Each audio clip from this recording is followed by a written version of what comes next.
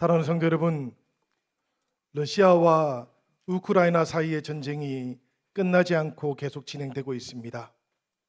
이 전쟁은 가시적으로는 2022년 2월에 시작이 되었지만 내용적으로 살펴보면 이미 10년 전이었던 2014년 2월부터 시작되고 있던 전쟁이었습니다.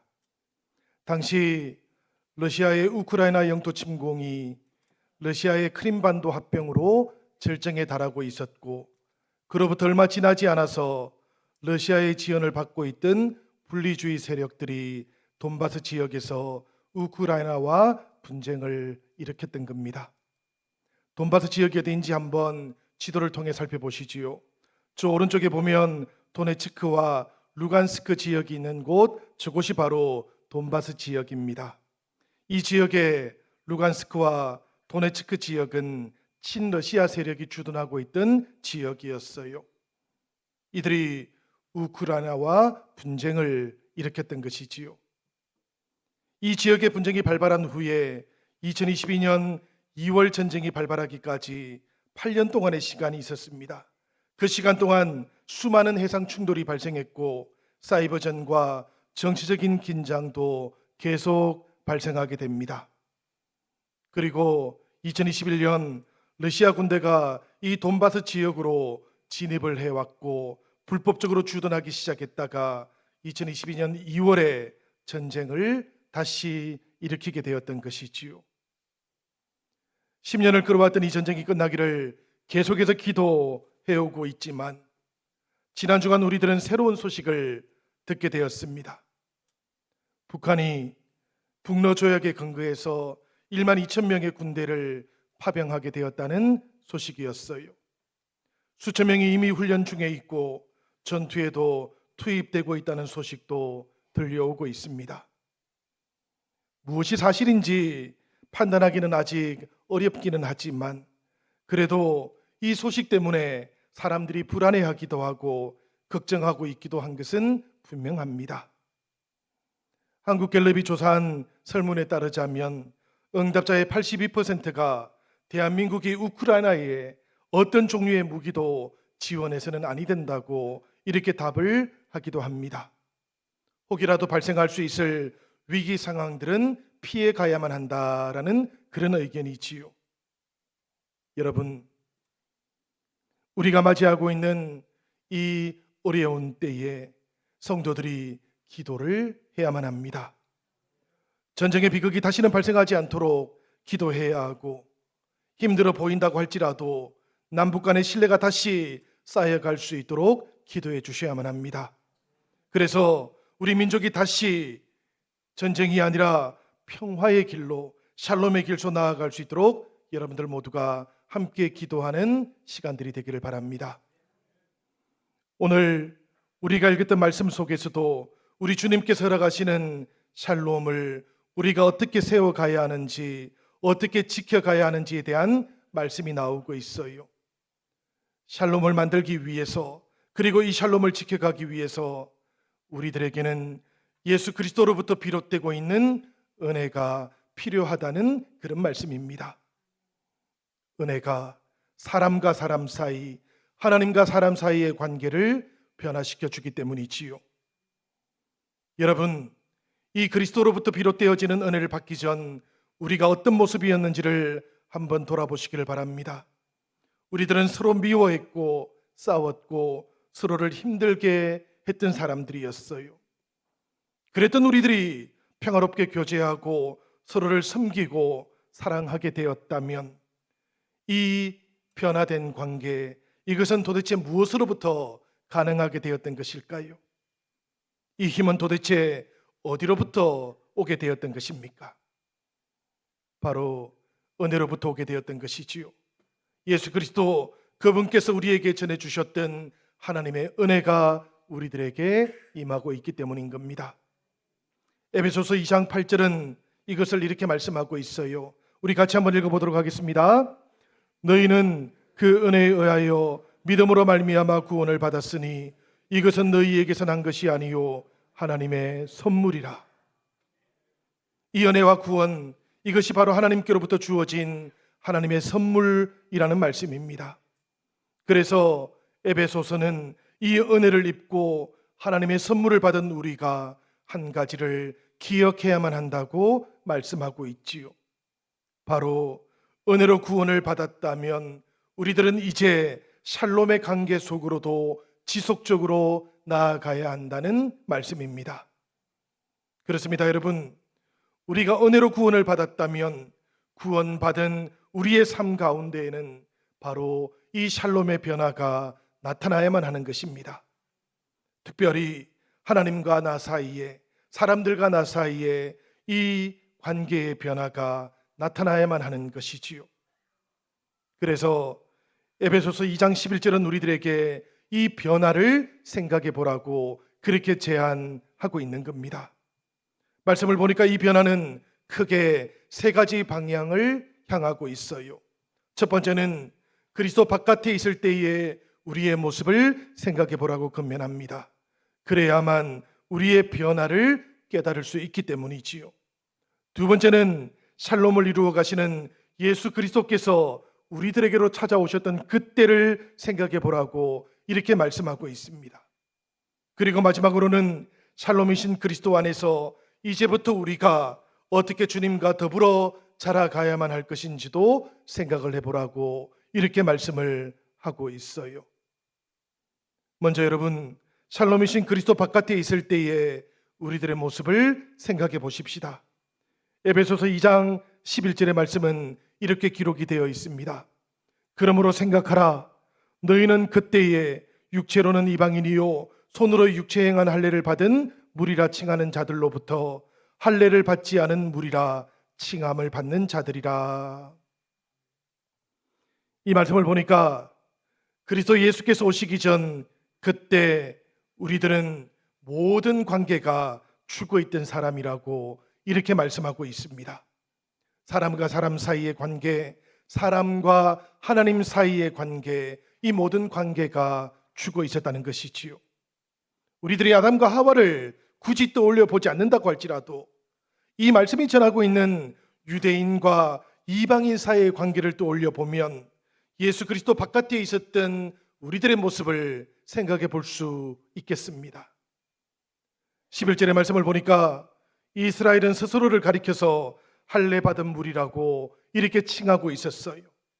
할례를 통해서 아브라함의 자손이 되었던 것을 자랑하고 있었던 것이고 하나님의 자녀가 된 것을 자랑하면서 다녔던 것이지요.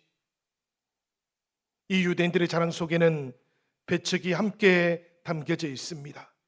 이방인들을 바라보면서 그들은 더럽다고 부정하다고 그렇게 멸시를 하고 있었기 때문입니다. 생각을 해보면 여러분, 이스라엘 백성들은 언약의 표시는 좋아했던 것 같아요. 그러나 언약의 내용은 지키지 않던 사람들이었습니다. 손으로 행하는 할례는 자랑했지만 마음의 할례는 받지 않으려고 했던 것이지요. 그들은 어두운 데서 불러내어 그의 기이한 빛에 들어가게 하신 자의 아름다운 덕은 이웃들에게, 이방 사람들에게 조금도 전하지를 않았던 겁니다. 하나님을 자기 소유라고 생각해 버렸던 것이지요. 그렇게 하나님을 독점하고 있었던 것이지요. 그렇지만 여러분, 오히려 이런 생각이 유대인들을 하나님으로부터 멀어지게 하고 만들었다는 것을 우리는 잘 알고 있습니다. 이렇게 유대인들이 하나님하고 멀어지게 되니까 이방인들에게는 그 결과가 어떻게 나타났습니까? 이방인들도 당연히 하나님을 알 수가 없게 되었고요. 그리고는 하나님으로부터 멀어지게 되었던 것이지요. 11절의 말씀을 보시기 바랍니다. 그때 너희는 그리스도 밖에 있었고 이스라엘 나라 밖의 사람이라 약속의 언약들에 대하여는 외인이요 세상에서 소망이 없고 하나님도 없는 자이더니. 이 말씀 속 그때는 유대인들이 그리스도 바깥에 있을 그때를 말하는 겁니다. 그리고 결과적으로는 이방인들도 그리스도 바깥에 있을 그때를 말하는 거예요. 그때 유대인들도 이방인들도 언약에 대해서는 외인이 되었고 언약 바깥에 있는 사람이 되고 말았던 겁니다. 세상에 대해서는 소망이 없던 사람들, 하나님에 대해서는 하나님이 없던 사람들이 되고 말았던 것이지요. 어두운 데서 우상을 섬기면서 소망 없이 죽어가고 있던 사람들이 바로 이방인들이었고, 그리고 유대인들이기도 했던 것입니다. 그들은 그렇게 모두가 다 하나님으로부터 멀어져 있었고, 사람과 사람 사이, 하나님과 사람 사이에 모든 관계들이 죽어가고 있었던 것이지요. 저는 여러분, 이 그리스도 바깥에 있는 때의 모습이 바로 인간이라고 하는 우리 존재의 모습이고 본질이라고 생각을 합니다. 여러분, 이렇게 모든 관계가 깨어져 버리면, 죽어버리면 샬롬하고는 어떤 관계가 되겠습니까? 당연히 샬롬하고도 깨어져 버리는 관계가 되겠지요. 누구도 샬롬의 관계를 누리지 못하는 것입니다. 은혜를 알지 못하고 은혜를 받지 못하면 샬롬도 알 수 없게 된다는 것을 우리들 모두가 기억할 수 있기를 바랍니다. 그러나 여러분, 바로 그런 우리들을 위해서 주님께서 찾아와 주셨어요. 죽어있던 우리의 삶, 우리의 모든 관계들 속으로 임하여 주셨고 구원해 주셨던 것입니다. 때때로 우월감에 사로잡혀 있는 사람들을 볼 때가 있어요. 정반대로 절망에 사로잡혀 있는 사람들을 볼 때도 있습니다. 그들과 우리의 차이가 도대체 무엇이겠습니까? 그들은 악하게 태어났고 우리는 선하게 태어났던 것입니까? 그렇지는 않지요, 여러분. 하나님 앞에서 그들과 우리들 모두는 다 죄인일 뿐입니다. 한 가지 차이가 있다면 그것은 그리스도 바깥에 있는가 그리스도 안에 있는가의 차이뿐인 것이지요. 그래서 우리 성도들도 우리 주님 앞에서 감사도 하지만 동시에 겸손해지기도 하는 겁니다. 여러분, 아무리 교만한 사람이라고 할지라도 예수 그리스도라고 하는 그 반석 위에서 깨어지게 되면 변할 수 있다는 것을 믿으시기를 바랍니다. 아무리 절망 속에 있다고 할지라도 예수 그리스도 안에 있으면 새로워질 수 있다는 것도 믿으시기를 바랍니다. 우리 주님께서 베푸시는 그 은혜는 아무리 악한 사람이라고 할지라도 샬롬의 사람으로 바꾸어가는 능력을 가지고 있는 겁니다. 이것이 믿기지 않는다면 자신을 돌아보시기를 바랍니다. 나를 바꾸어 주신 그 하나님께서 지금도 예수 그리스도와 함께하고 계시니 누구인들 바꾸지 않을 수 있겠습니까? 그러니 여러분, 이 주님의 은혜를 기억하시고 의지하시고 그리스도 바깥에 계시는 분들은 누구라도 예수 그리스도 안으로 속히 들어오는 은혜가 오늘 이곳에 우리들 모두에게 임할 수 있기를 기원드립니다. 두 번째로는 샬롬이신 그리스도께서 우리 안으로 들어오셨을 때를 우리가 생각해 보아야만 합니다. 13절의 말씀은 이렇게 기록이 되어 있어요. 이전에 전에 멀리 있던 너희가 그리스도 예수 안에서 그리스도의 피로 가까워졌느니라. 전에는 서로 멀리 있던 두 사람이 그리스도 예수께서 가깝게 만들어 주셔서 하나가 되었다는 말씀이지요. 서로 미워하고 서로 비방을 했었는데요. 그런데도 불구하고 우리 주님께서 화해시켜 주셨고 하나로 만들어 주셨다는 말씀입니다. 여러분, 멀어져 있던 두 사람을 하나로 만들어 주시기 위해서 우리 주님께서 하셨던 일이 무엇이겠습니까? 바로 둘을 가로막고 있던 막힌 담을 육체로 헐어주셨던 것이에요. 이것이 바로 십자가 사건 아니겠습니까? 십자가 위에서 우리 주님께서는 하나님과 사람 사이에 막혀있던 그 담을 허물어 주셨던 것이지요. 여러분, 예수님께서 십자가에서 죽음을 맞이하셨을 때의 장면을 한번 떠올려 보십시오. 바로 그때 예루살렘 성소의 휘장이 위에서부터 아래까지 쫙 찢어졌습니다. 성소의 휘장이 찢어졌다는 것, 이것은 이제 사람들이 하나님께로 나아갈 수 있게 되었다는 그런 뜻이지요. 하나님께로 나아가도 죽지 않게 되었다는 그런 뜻인 겁니다. 그렇기 때문에 이것을 가리켜서 하나님과 사람 사이에 원수되어졌던 그 모든 것들이 사라졌다는 그런 뜻으로도 우리가 해석을 하는 겁니다. 여러분, 왜 여전히 죄인일 수밖에 없던 사람, 그 사람에 대한 하나님의 진노가 사라지게 되었을까요? 에베소서 2장 14절과 15절 중반절은 이렇게 말씀하고 있어요. 원수된 것, 그 중간에 막힌 담을 자기 육체로 하시고 법조문으로 된 계명의 율법을 폐하셨으니, 법조문으로 된 계명의 율법을 예수 그리스도께서 완전히 폐해 주셨다고 합니다. 이 대목에서 우리들은 한 가지를 기억해야만 해요. 우리가 받았던 구원을 한번 떠올려 보십시오. 우리의 구원은 우리의 힘, 우리의 능력, 율법을 지키는 것을 통해서 이루어진 일이 아닙니다. 우리의 구원은 오직 은혜로만 이루어졌던 일이지요. 그렇다면 여러분, 예수님께서 십자가를 지셨던 일은 어떤 일일까요? 이것도 은혜로 된 일일까요? 아니면 율법에 대해서 예수님께서 십자가를 지심으로 책임을 감당해 주셨던 일일까요? 주님께서 십자가에 달리신 일은 율법에 대해서 책임을 감당해 주셨던 일이었어요. 사람들이 가지고 있던 모든 죄를 우리 주님께서 대신 짊어지시고 율법에 대해서 죽어 주셨던 것이지요. 그래서 우리들은 예수님의 십자가와 연합되어서 그분의 은혜 안에서 구원을 받게 된 것입니다. 본문의 말씀으로 다시 돌아와 보시면 바로 이런 법조문으로 된 계명의 율법이 정한 것들과 부정한 것들을 계속 나누고 있었어요. 정한 것들과 부정한 것들 사이에 담을 계속해서 만들고 있었다는 말씀입니다. 이 담이 하나님과 사람 사이를 가로막고 있기 때문에 막힌 담이 되었던 것이지요. 그런데 예수님께서 자기 육체를 율법의 규정에 내어주심으로 율법을 성취하십니다. 죽음을 향해서 가로막혀 있던 이 담을 허물어 버리셨던 것입니다. 그렇기 때문에 히브리서는 우리들에게 이 십자가를 가리켜서 구약 성경 속에 나오는 반복되는 제사가 아니고 영원토록 이어지게 될 단 한 번의 제사라고 이렇게 부르고 있는 것이지요. 그리고는 누구든지 우리의 대제사장이 되어 주셨던 예수 그리스도와 연합되기만 하면 은혜 안에서 우리들 모두가 회복되고 구원을 받게 된다고 그렇게 말씀하고 있는 겁니다. 여러분, 예수님께서 물어주셨던 이 막힌 담이 유대인과 이방인 사이의 담도 허물어 주었어요.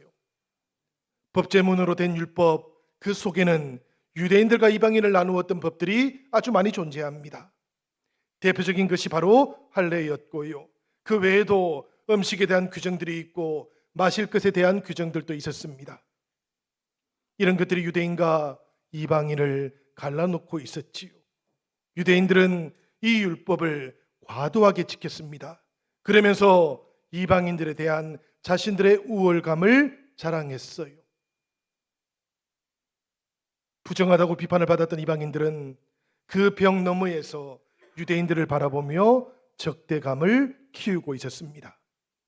그런데 예수님께서는 그 모든 우월감과 적대감의 원인을 십자가 위에서 허물어 주셨던 겁니다. 15절 중반절부터 16절 중반절까지의 말씀 한번 들어보시기를 바랍니다. 이는 이 둘로 자기 안에서 한 세 사람을 지어 화평하게 하시고 또 십자가로 이 둘을 한 몸으로 하나님과 화목하게 하려 하심이라.